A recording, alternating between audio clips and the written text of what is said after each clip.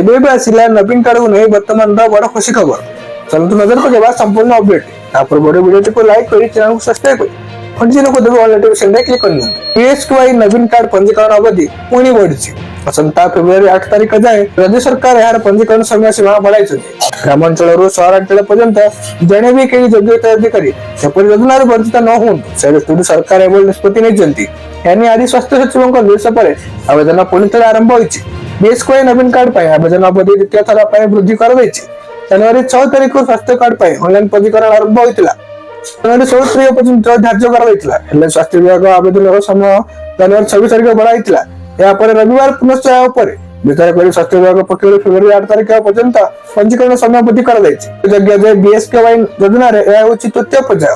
ଏହି ପର୍ଯ୍ୟାୟରେ BSKY ରୁ ବଞ୍ଚିତ ହେଉଥିବା ଗ୍ରାମାଞ୍ଚଳର ଲୋକଙ୍କୁ ଜଟିଳ ରୋଗ ପାଇଁ ଘରୋଇ ଚିକିତ୍ସାରେ କ୍ୟାସଲେସ୍ ସୁବିଧା ଯୋଗାଇ ଦିଆଯିବ।